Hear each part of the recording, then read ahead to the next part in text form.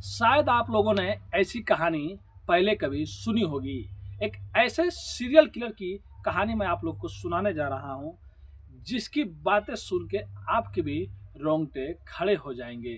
क्योंकि वो दिन में आदमी बन के घूमता था और रात को भेष बदलकर औरत बन जाता था। और ऐसे कर करके एक या दो नहीं, कुल 11 कत्ल कर देता है। और जब भी वो कत्ल करता था तो उस लाश के पीठ पे एक लाइन लिखता था। वो लाइन होता था धोखेबाज। और उसका पैर छू के उससे वो माफी मांगता और बोलता था कि मेरे से ये अनजाने में हो गया, तुम मुझे माफ कर देना, मैं तुझे मारना नहीं चाहता था। अब आप लोग भी सोच सकते हैं कैसा सीरियल किलर है जो दिन में आदमी बनता था और रात में औरत। तो चलिए इसकी पूरी कहानी मैं आप लोग को सुनाता हूँ और पूरी इसकी कहानी आप लोग को बताता हूँ। तो नमस्ते, आदाब, सत श्री अकाल। आज की जो मैं सच्ची घटना आप लोग को सुनाने जा रहा हूँ, ये घटना भारत का एक राज्य है पंजाब। तो कहानी शुरू होता है पंजाब के रोपड़ जिला से। 18 अगस्त 2024 के पंजाब के एक टोल प्लाजा के पास एक चाय का दुकान होता है हाईवे पे। उसी मालिक का उसी दुकान के सामने उसकी लाश पड़ी होती है। जब फोन जाता है सुबह सुबह और पुलिस मौके पर पहुंचती है तो पुलिस तफ्तीश करने में जुट जाती है कि आखिर में इसको किसी ने क्यों मारा होगा। और बाद में जब उस आदमी का पोस्टमार्टम होता है तो पता चलता है कि उसकी हत्या गला घोंटकर की गई है। अब पुलिस जांच में जुट जाती है और जांच करने लगती है, लेकिन तभी पुलिस को पता चलता है कि जिसकी लाश मिली थी उसका मोबाइल फोन गायब है, यानी कि मौके पे मोबाइल नहीं मिलता है। अब पुलिस को घर वालों की मदद से मोबाइल नंबर मिलता है और जब पुलिस उस नंबर को सर्विलेंस पे डालती है और सर्विलेंस पे डालने के बाद पता लगाती है तो पता चलता है वो मोबाइल अभी एक्टिव है। अब पुलिस तो वहाँ पे खुश हो जाती है कि चलो बहुत जल्दी हम लोग आरोपी को पकड़ लिए जिसने कत्ल किया है, क्योंकि मोबाइल सर्विलेंस पे लगा दिया गया है नंबर और जहाँ पे एक्टिव है उस आदमी को हम लोग भी पकड़ लेंगे। अब पुलिस वहाँ से तुरंत जाती है और सर्विलेंस के जरिए उस आदमी को पकड़ लेती है। अब उस आदमी को पकड़ने के बाद पुलिस उससे पूछती है कि ये मोबाइल तुम्हारे पास कैसे आया और तुमने एक आदमी का कत्ल किया है और कत्ल करने के बाद उसका मोबाइल फ़ोन तुम लेकर चले आए हो। अब जो मोबाइल चला रहा था, जो व्यक्ति पकड़ा गया रहता है, वो डर जाता है और पुलिस को बताता है साहब ये मोबाइल मेरा नहीं है, भले ही ये सिम मेरा है, मैंने जो सिम इसमें डाला है। तब पुलिस पूछती है कि मोबाइल तुम्हारा नहीं है तो तुम्हारे पास ये मोबाइल आया कहाँ से। तब वो एक कहानी सुनाता है और पुलिस को बताता है कि साहब मैं जा रहा था, तभी रात के सन्नाटे में एक आदमी मेरे पास आया और उसने मेरे से बोला बहुत सस्ता मोबाइल है, ले लो। तो मैंने सस्ता समझ के मोबाइल ले लिया और फिर उसके बाद मैं अपना सिम उसमें डाल दिया। लेकिन हाँ साहब, मैं उसके बारे में आप लोगों को कुछ बता सकता हूँ, वो आदमी कैसे दिखता था और क्या पहना था। तो पुलिस वाले बोले ठीक है बताओ। तो जब वो आदमी ऐसा एक बात बोलता है तो पुलिस भी सोचने पर मजबूर हो जाती है। वो बताता है कि साहब था तो वो आदमी, लेकिन औरतों के कपड़े पहने हुआ था और मेकअप किया हुआ था। अब पुलिस सोचने में पड़ जाती है ये कौन सा आदमी है। फिर भी उस आदमी को पुलिस लेके जाती है और उसका स्केच बनवाती है।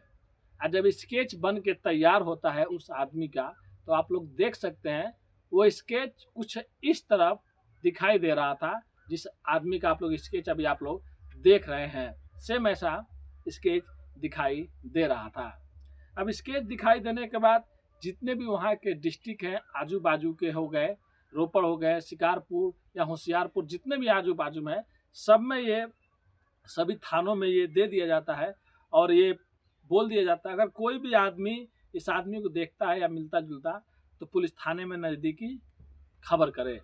ऐसे कुछ महीने बीत जाते हैं और कुछ महीने बीते ही रहते हैं, यानी कि 1 या 2 महीने। तभी अचानक मुखबिर के जरिए से ये पता चलता है कि उनके एरिया में एक आदमी सेम हूबहू ऐसे ही एक आदमी घूम रहा है। अब पुलिस को बस इतना खबर मिलनी होती है कि पुलिस पहुंच जाती है और मौके से उस आदमी को पुलिस वहां से उठा लेती है।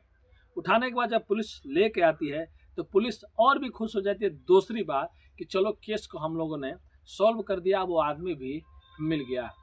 अब जब उसको पुलिस लेके आती है और जब पुलिस थाने में उसको पूछताछ करती है तो जब वो आदमी जो आया रहता है, जो बातें बताता है, सब कोई दंग हो जाता है। जितने भी पुलिस वाले वहाँ पे रहते हैं उससे पूछते हैं, तो जब उससे पूछा जाता है कि ये बताओ तुमने इस आदमी का कत्ल किया और क्यों किया, तब वो बताता है। लेकिन उसके भीषा से, उसकी बातों से जब उसके बारे में और पूछा जाता है तो धीरे धीरे वो बताने लगता है। लेकिन आप लोग मानेंगे नहीं, जो चीज़ वो बता रहा था सब कोई एकदम ध्यान से सुन रहा था, उस सीरियल किलर की जुबानी।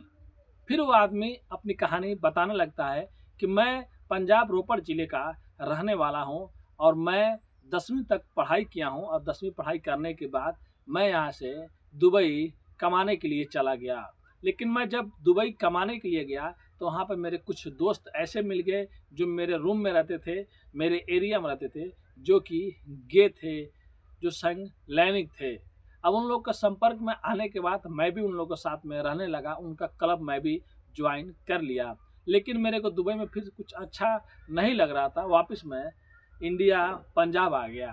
फिर पंजाब आने के बाद मैं दूसरी बार कतर चला गया, और कतर जाने के बाद मैं वहाँ पे कई साल तक नौकरी किया, और अपने घर का जो भी मतलब कर्ज था, घर बनवाना, सब मैंने किया। उसके बाद जब मैं इंडिया वापस आया तो मेरे माँ बाप मेरी शादी एक अच्छी लड़की से कर दिए, और अच्छी लड़की से शादी होने के बाद हमारे कुल 3 बच्चे भी हो गए। उसके बाद मेरे को नशे की लत लग गई। अब मैं इधर उधर घूमता था, आता था, तो घर पे सब लोग गुस्सा करते थे, और ये अपने माँ बाप का इकलौता लड़का था।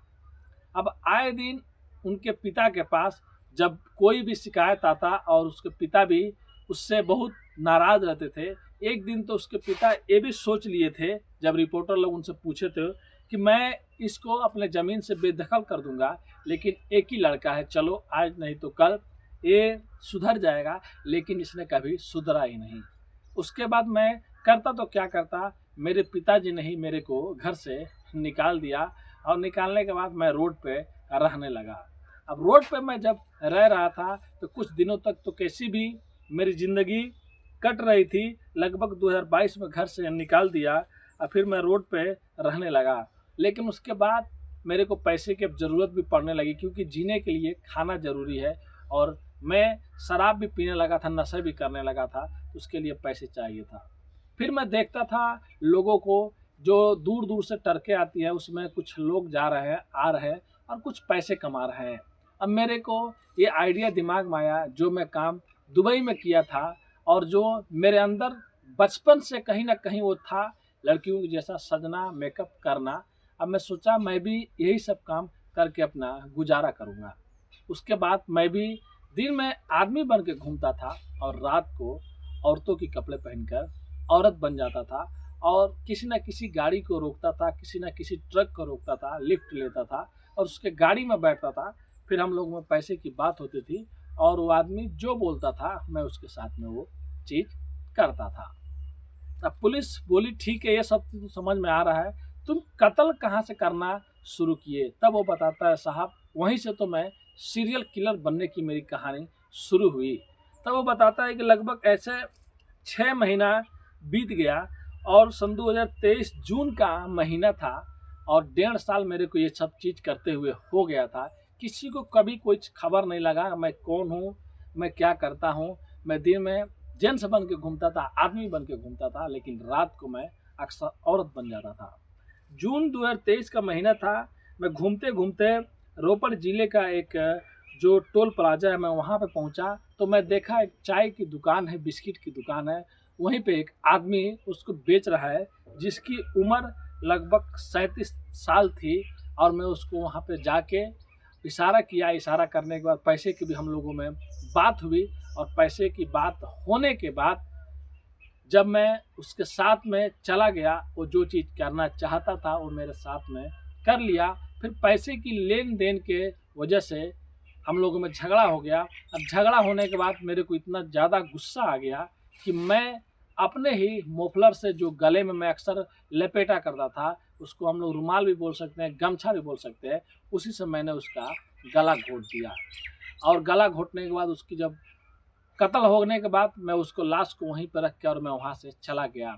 और धीरे धीरे करके वो बताने लगा, मैं एक नहीं साहब लगभग 11 कत्ल किया हूँ और 11 लोगों की इसी मफलर से कत्ल भी किया हूँ। अब पुलिस पूछती है क्या तुम कभी कोई वेपन या कोई हथियार लेके घूमते थे? वो बोलता था नहीं, मैं जब भी कहीं जाता, अगर कोई मेरे से पैसे की लेन देन में कुछ गड़बड़ करता, चाहे वो 300 बोल के 200 देता, 500 बोल के 300 देता, तो मात्र 100 या 200 रुपये के लिए हम लोगों में झगड़ा हो जाता और मेरी नज़र में वो धोखा लगता था। इसके बाद मैं क्या करता था, उसकी गला घोट कर या जो भी चीज़ वहाँ पे मिलती मैं उससे उन लोगों को कत्ल कर देता। फिर बाद में उन लोगों की पीठ पे धोखेबाज लिख देता, क्योंकि तुम लोगों ने बात किया है 200 का तो 200 देना चाहिए, 500 बोले हो तो 500 देना चाहिए। फिर बाद में वो लोग झगड़ा करते थे मेरे साथ में, ज़बरदस्ती करते थे, तो मैं करता तो क्या करता। अब पुलिस उसको पूछने लगी, ये बताओ तुम 11 लोगों को बोल रहे हो कि 11 लोगों को तुमने कत्ल किया, तो बताओ कुछ याद है कौन किस ज़िले में, किस गांव में, कहाँ कहाँ पे किए हो? तो लगभग उसको ज़्यादा कुछ याद नहीं था। वो जो चीज़ बताया तो लगभग 6 लोगों को तो वेरीफाई हो गया, 6 लोगों की। और लोगों की जब उससे पूछा जा रहा था कि बताओ किसी का नाम, किसी का पता है मालूम, तो बोलता था साहब मेरे को कुछ भी नहीं मालूम, मैं सब चीज़ भूल गया हूँ। अब पुलिस के दिमाग में ये चल रही थी, जो वहाँ के एसपी थे, जो पुलिस वाले थे, कि आखिर में इस आदमी को इतना याद है कि ये जब किसी को भी कत्ल करता था तो उसके पीठ पे धोखेबाज लिखना और पैर छू के माफ़ी मांगना, तो क्या सच में ये सच बोल रहा है कि मतलब मेरे को याद नहीं है मैंने कितनी कत्ल किया है, 11 किया है लेकिन उन लोगों का नाम नहीं पता है। ये हो सकता है कि कहीं ये 11 से ज़्यादा भी किया हो, क्योंकि ऐसे सीरियल किलर मानसिक रूप से मतलब वो लोग जूझ रहे होते हैं, उन लोग को बीमारी एक तरफ से इसको बोलते हैं। उन लोग को ये समझ में नहीं आता कि हम लोग क्या कर रहे हैं, बस जैसे उन लोग को खाना खाना जिनसे उन लोग को कुछ भी करना है, वैसे इन लोग इसको भी समझते हैं। अब फिर पुलिस उसको अच्छे से पूछती है लेकिन वो ज़्यादा कुछ नहीं बताता है। वो बोलता है साहब बस अफसोस है, हो गया। पुलिस वाले पूछते हैं क्या तुमने जो भी किया है इस पर तुमको अफसोस है?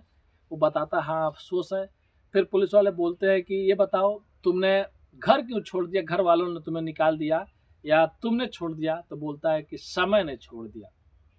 लेकिन आप लोग सोच सकते हैं ये दूसरा सीरियल किलर है जो इतनी ज़्यादा हत्याएं किया है, क्योंकि पंजाब का दरबारा सिंह था जो बच्चों का सीरियल किलर था, और उसके बाद शायद ये दूसरा सीरियल किलर होगा जो इतनी हत्याएं की है। और पुलिस अभी ये पता लगाने में जुटी हुई है कि क्या सच में इसी ने बस 11 कत्ल किया है या उससे भी ज़्यादा किया है, क्योंकि ये बोल रहा है कि मेरे को कुछ याद नहीं रहता था, क्योंकि मैं हमेशा नशे में रहता था, मैं क्या करता था मालूम नहीं चलता था। अगर कोई भी आदमी पैसे देने से इनकार करता था या कुछ झगड़ा करता तो मैं उसका कत्ल कर देता था। लेकिन इन्हीं 1.5 सालों में जो भी आदमी अगर इससे झगड़ा किया होगा तो शायद उसका कत्ल हो गया होगा। जो आदमी इससे अच्छे से बात किया होगा और अच्छे से इसको पैसे दे दिया होगा तो शायद उसकी जान बच गई होगी। तो पुलिस अब पता लगाने में जुटी हुई है कि क्या इससे भी आगे कुछ हुआ है या ये जो सीरियल किलर है ये कुछ बातें हम लोग से छुपा रहा है। तब पुलिस उससे पता लगा रही है और जो भी पता आगे लगेगी तो मैं आप लोग को ज़रूर सुनाऊंगा। लेकिन उससे पहले मैं आप लोग को कुछ सेकेंड इस सीरियल किलर की जुबानी आप लोग को सुनाने चाहता हूँ कि आप लोग खुद सुनिए ये सीरियल किलर क्या बता रहा है कि कैसे इसने कत्ल कर दिया। पुलिस वाले पूछ रहे हैं लेकिन ये सब पंजाबी में बता रहा है, शायद आप लोग को समझ में आएगा या नहीं आएगा। लेकिन आप लोग से मैं रिक्वेस्ट करता हूँ अगर आप लोग वीडियो देख रहे हैं तो प्लीज़ चैनल को सब्सक्राइब, लाइक, शेयर, कमेंट करना मत भूलिएगा। तो 1 मिनट कुछ सेकेंड आप इस वीडियो को ज़रूर देख लीजिए। मैं गड्डी च उतरता नहीं सी, मेरे धक्का मार कढ़ता सी बाहर पे पिछे डंडा कटे मेरे सिर च मारे पैसे कहता या फिर मैं मारे चपेट चपूड़ मारी उसकी, फिर डर गया मैं भी कलर फड़े साढ़े इतों पाई कहता चल गड्डी च बैठ के गल कर कहा 2 बारी कर मैं कहा मेरे डंडा मारे मैं तो 10 लगे तो मार गड्डी च बैठा मफरल सिर ते बन्निया था मैं वो ला के गले च पा ਜਿਹੜੇ ਬਾਕੀ ਬੰਦੇ ਮਾਰੇ ਉਹ ਵੀ ਅੱਧੀ ਮਫਲਰ ਨਾਲੇ ਮਾਰੇ मफरल कोई ना कोई मेरे को होंगे ऐसे कपड़ा ਕੋਈ ਹਥਿਆਰ ਵੀ ਹੈਗਾ? ਸਾਰੇ ਪੈਸੇ ਨਹੀਂ ਦਿੰਦੇ ਤਾਂ ਮਾਰਦਾ ਤਾ। ਪੈਸੇ ਦੇ ਚੱਕਰ 'ਚ ਮਾਰੇ ਸਾਰੇ? ਪੈਸੇ ਦਿੰਦੇ ਨਹੀਂ, ਅੱਛਾ। ਕੁੱਟ ਮਾਰ ਕੇ ਵੀ ਲੈਂਦੇ ਸੀ, ਹੂੰ। ਕਰਦੇ ਸੀ ਜ਼ਬਰਦਸਤੀ। ਕਿੰਨੇ ਕੁ ਹੁਣ ਤੱਕ ਵਾਰਦਾਤਾਂ ਕਰ ਲਈਆਂ? ਜਿਹੜੀ ਇਹ ਆਪਸੀ ਦੱਸ ਦਿੱਤੀਆਂ, ਮੈਨੂੰ ਦਾਰੂ ਪੀ ਕੇ ਥੋੜੇ ਜਿਹੇ ਚਿੱਤੇ ਆ ਅੱਛਾ। ਕਿਆ ਮਾਰੇ ਆ ਖਾਣ ਅਫਸੋਸ ਹੈ ਜੋ ਕੀਤਾ ਹੁਣ ਤੱਕ? ਮੈਂ ਵੀਰ ਵਾਲੇ ਗਿਆ ਸੀ, ਮੈਨੂੰ ਥੋੜੀ ਲਾਈਟ महाराज कहते अपने पछतावा कर कहते भी जाना मानी कुछ सेवा करता थी, पर मैं मान तो बाद माफी जरूर मांग रहा था। कितने माफी मंगता सी? कितने माफी मंगता सी? मैंने पैर छू के मैं पैर छू माफी मांगता सी। तो ये थी सीरियल किलर की कहानी, जो अपने जुबानी जो भी चीज़ें बता रहा है आप लोग सुने होंगे। तो ऐसे सीरियल किलर बहुत है, लेकिन पंजाब में दूसरा सीरियल किलर है। तो आज की कहानी इसी पर ख़त्म करते हैं। अगर इसके बारे में कुछ और पता चलता है तो मैं आप लोग को ज़रूर बताऊंगा। अगर मेरे कहानी सुनाने में या बताने में कहीं कुछ गलती हो गया होगा तो मुझे माफ़ कर दीजिएगा। और हमारा मकसद किसी का भी दिल दुखाना नहीं है, किसी भी समुदाय का या किसी भी धर्म का। बस लोगों को जागरूक करना है, सचेत करना है अपनी कहानी और अपने कहानियों के माध्यम से। आप लोग कहीं भी रहें तो स्वस्थ रहें, सतर्क रहें और जल्दी किसी पे विश्वास ना करें। धन्यवाद।